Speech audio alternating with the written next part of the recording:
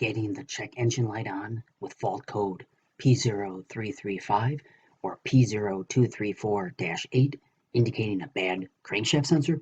If so, you'll see how to fix your problem of your car not turning over and eliminating the warning light. You'll see how to remove and replace the crankshaft sensor, which is a common problem that plagues mostly every Mercedes car. They really need to fix this problem, if not done so already, as this has been a big problem for over 20 years. Wow! Here's a small list of affected models with a bad crankshaft sensor, but please mention in the comments what other car models this video specifically applies to, and I'll add it in the description below. This will then help others out in doing this repair. Also, if this video helps, please subscribe so you can continue to learn many tips and tricks to fix your car yourself.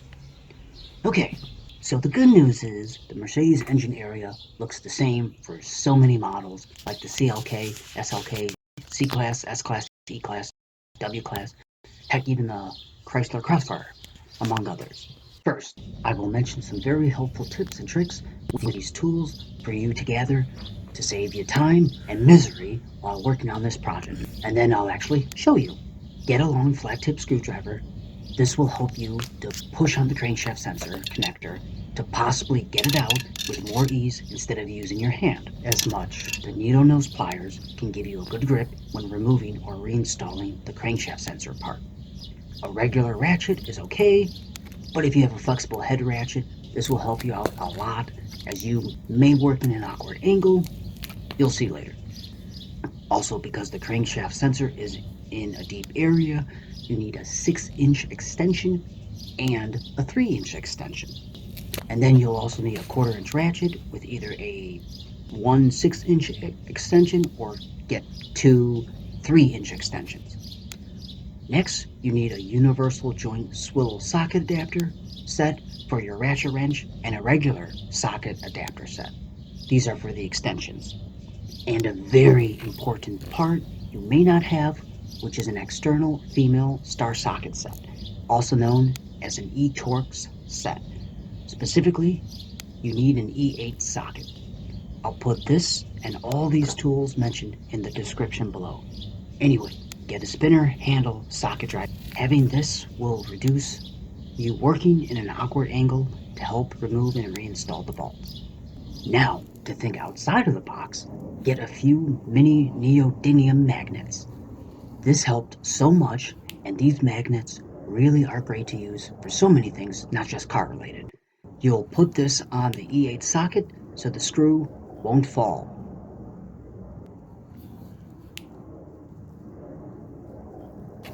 A telescopic magnet also helps in case you lose the bolt or magnet. And finally, get a new crankshaft sensor. These are all the tools. I'll put them in the description below for easy reference. Let me know if I missed any other helpful tools in the comments to make this job easier. Anyway, the crankshaft sensor is located towards the back of the engine area, the driver's side, just past the spark plugs. You can bend this sheet metal with your hand to provide better access to the bolt of the crankshaft sensor.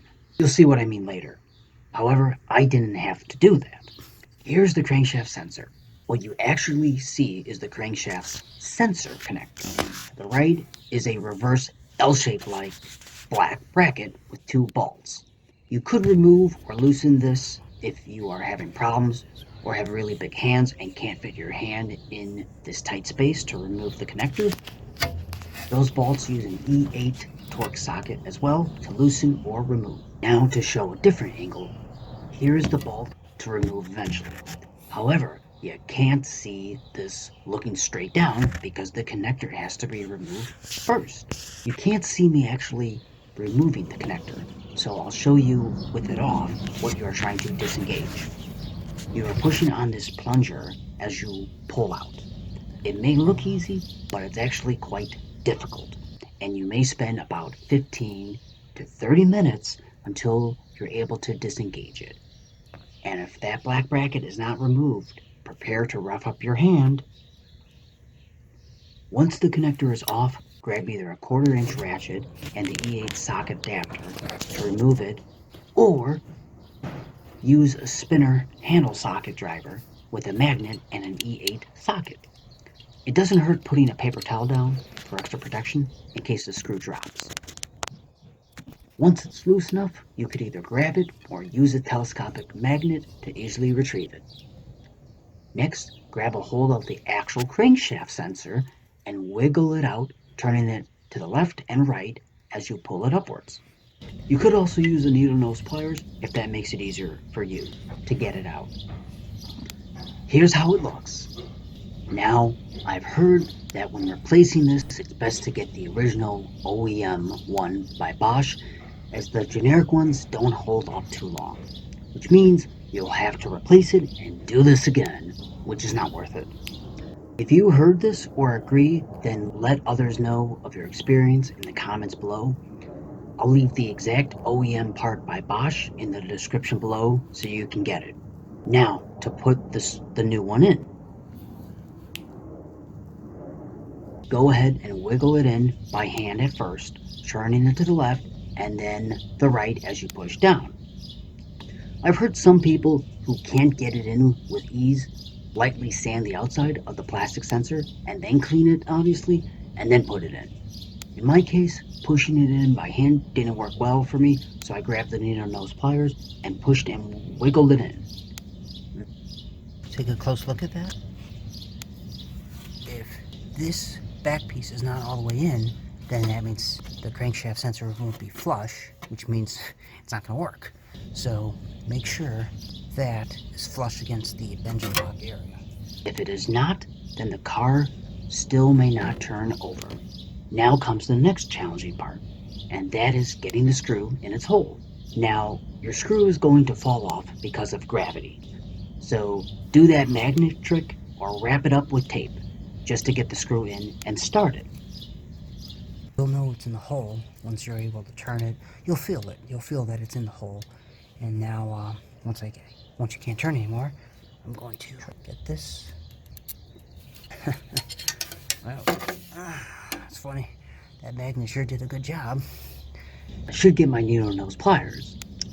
Actually, because the adapter is still on there, you can now grab a 1/4-inch ratchet with adapter to tighten it. Do it until it feels nice and tight. Do not over tighten it. Now, the more common approach is to do this goofy setup with a long extension and ratchet wrench to better tighten the bulb. Once it feels snug, you can tighten it further, as well as the black bracket to the right if you loosened it previously. Okay, so now I'm just going to pull this out with the piece, kind of on an angle, that should get it. There we go. See, that magnet helped a lot. That little trick. Funny thing is the magnets are still on there. See? The magnets aren't here. Huh, funny. I was wondering where the magnets were. Look at that. When I used this thing right here, I realized that it actually just got attached right there to the side. So let me grab those now. There it is. Huh, funny. Got the magnets back. Looks tight. Looks like it's in. Now to do the easiest step, which when removing wasn't the case. But for reinstalling, it's as simple as just snapping it into place. Next, when you turn your car on, it will either be gone right away, the code, and obviously the car will turn over normally. You also may have to wipe or clear the code with a good scan tool. Hooray! I'll leave the one I used in the description below. If this video helped you and solved your problem for your vehicle, please like and subscribe and indicate your thoughts about this detailed video in the comments below, and mention what car model you have as to help others. Until next time, thanks for watching, learning, and saving money by doing this terrible problem yourself. Have a great day.